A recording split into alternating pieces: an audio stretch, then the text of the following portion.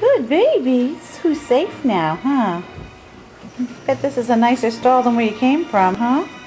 They were stall bound. Gosh, they look a little better in this setting than they did in that setting. But How was the stall they were living in? Crappy, I take it? no, I mean they're generally clean. I do not think, we've never gotten our babies trimmed. I don't think these babies have left the stall. Do you see that? Yeah, I They're see it. curled up. This one I think has left the stall. Her feet are fine. These two, I don't think they're left the stall.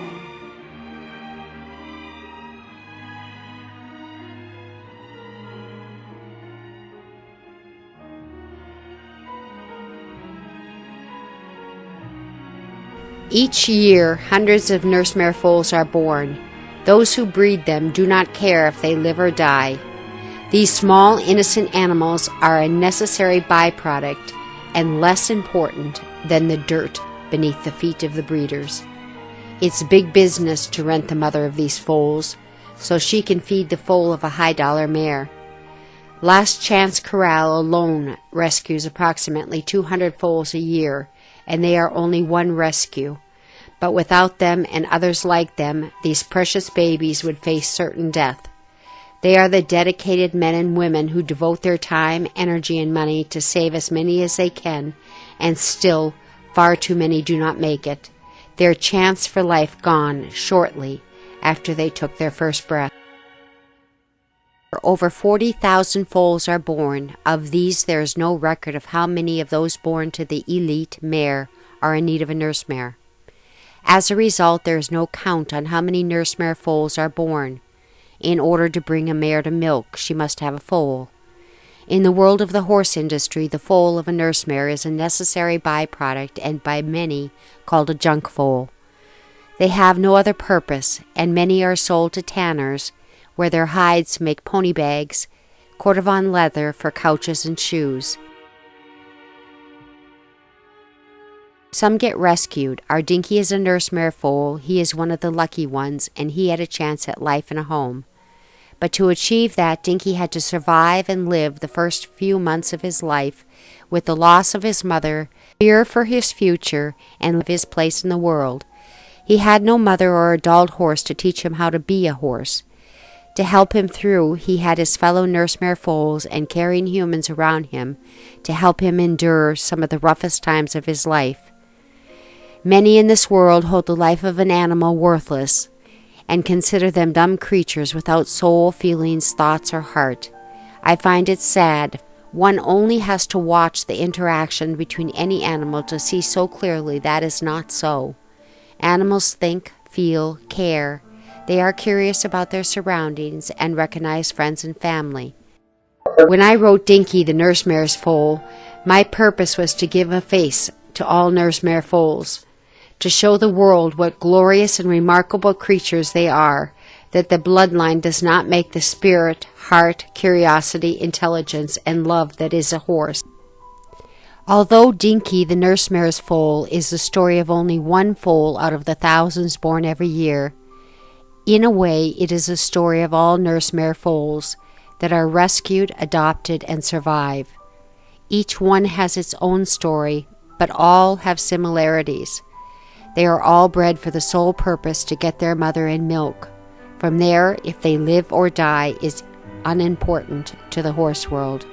When we first met Dinky, he was so small and frail that he broke our heart.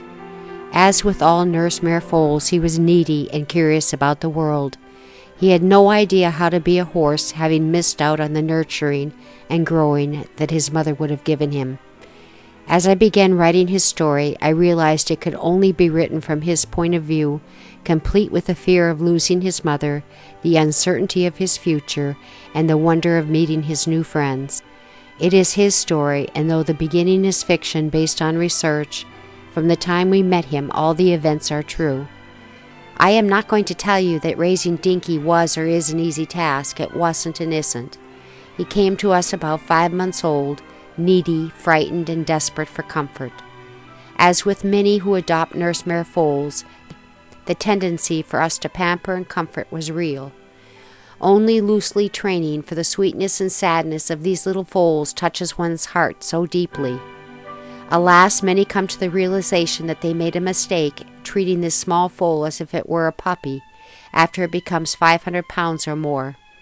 Ken and I were fortunate. We had some experience with large horses, and this headstrong young colt finally began his real training. Dinky has a stubborn streak. We had no wish to break his spirit nor stem his curiosity, but he needed to know that we were alpha to him. It was imperative that he learn this for everyone's safety and his happiness. The first few times he tipped over the wheelbarrow full of manure, attempting to push it, was cute. The 15th time it was not. Much of what he does and did remains cute and funny, though he has learned over time that there are times and places for some of it.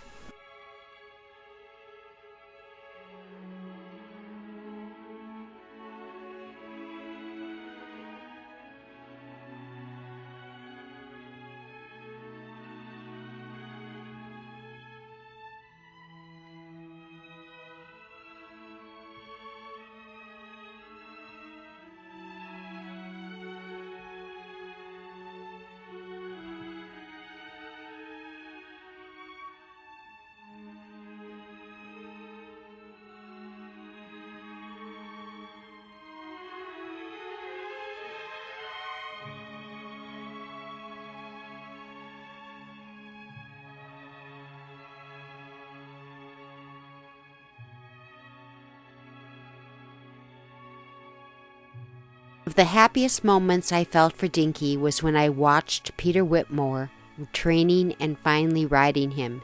It was if he had found not only his purpose, but a sense of pride and confidence he had not had before. He had a job and he knew it.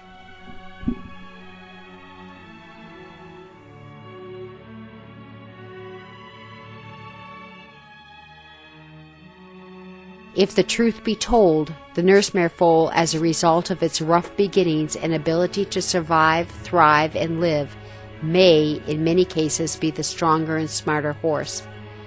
Dinky's story is an adoption tale. It tells us all how we can overcome obstacles, no matter our past or how our life began. It shows us how to find the link with our own humanity, spirit, and heart. As he learns how to be a horse with the help of his friends and survive heartache and loss, yet still he is able to find the joy in life, we learn our own worth along with him. Dinky is a nurse mare foal, and as many that I have met, he has learned where and how he was born is less important than who he has become. One of the men held me tightly with a rope around my neck. He pulled me away from Mother. I could smell his sweat along with the stink of him. There was no tenderness or mercy in his hands. Still, I struggled to get away and watched as a monster came into view over the horizon. It made a loud growling noise. It didn't walk on 2 legs or 4, nor did it fly like the birds or crawl on the ground like the worms and the bugs. It rolled on 6 wheels. It stank of smoke, fear, and death. And it was coming closer. I didn't know how to puff up and rear. I was too small to fight. I couldn't protect us. I just sobbed. "Joe, grab his back end," one of the men said as they picked me up and tossed me into the back of the trailer. Before the door closed, scared and alone, I watched Mother get slowly to her feet, crestfallen and head hanging low. As the men slammed the door and locked me into the box, I screamed, "Mama!" Impatiently, the men pulled the bucket away from me and carried it out the door. Still hungry, I whimpered. The man who put the rope around my neck complained as he slammed the door. "Stupid junk foal. I don't know why we always get stuck with this job. Do you, Joe?" The way he said junk foal made me cringe. It sounded as if he was talking about a piece of garbage. Holding my head up, even in my dread, I let my mother's words again run through my mind. Remember, do not pay any attention if you hear the words junk foal. These are words used by ignorant humans. For a little while, letting her voice play in my mind helped ease my panic. Maybe even Cole will be adopted, Abigail piped in.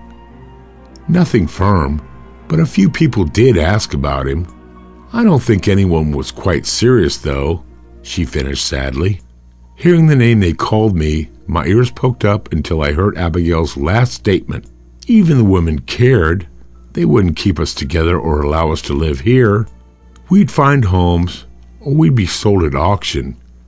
Our time was running out. As we watched him grow and blossom, learning his place in the herd and how to be a horse in the world of humans, it was both sad and delightful for us all. Kaylee, Lucky, Sundance, Mimosa, Little Jimmy, and all the other nurse mare foals that were Dinky's first friends are thriving. Some are showing and others are trail horses. Dinky has grown to be a magnificent horse, happy with both his human and horse family. Chrome and Canella took him under their wings the minute they met him and have all been fast friends since. As with most children, his curiosity was boundless, and to this day that remains. Raising Dinky was a challenge. At first he was too thin and small for his age, but he was feisty, headstrong, and at times lonely and frightened. He did not understand how to be a horse, what was expected of him, not even by the older horses, having lived his entire short life with only humans and foals. One could see in his eyes the confusion and uncertainty that comes from the loss and fear he had experienced in those first months of his life. Dinky did not understand what it was to be weaned, nor what life for him should be. Sometimes we would see him staring off into the distance as if he was trying to learn some lesson he didn't comprehend. Yet there is a love and curiosity beyond what I have seen in other horses. Though he still has trouble understanding space, Dinky has a strong need for comfort and reassurance that he was and is wanted. Little Jimmy, who began his life with a tube stitched to his face and his milk poured down it through his nose for he was too weak to eat or stand on his own, is thriving. Dinky, Lucky, Kaylee, Sundance, Little Jimmy, and all the other nurse mare foals that are rescued are the fortunate ones. Most are not so lucky, they do not make it.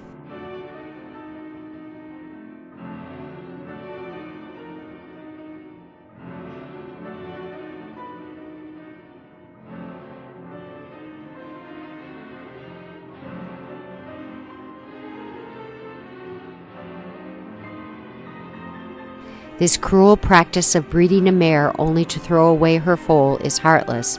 It is not natural, nor is it necessary.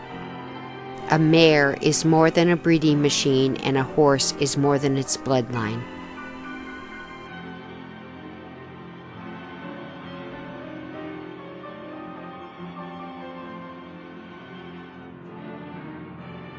I, for one, cannot imagine life without our Dinky. He is not a registered thoroughbred, like Chrome is, nor a registered paint quarter horse, as Canella is, but he is every bit as smart and talented as they are, and we love them all.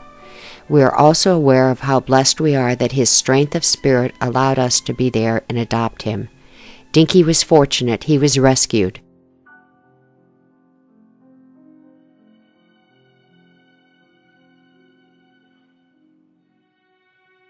As we watched him grow and blossom, learning his place in the herd and how to be a horse in the world of humans, it was both sad and delightful for us all.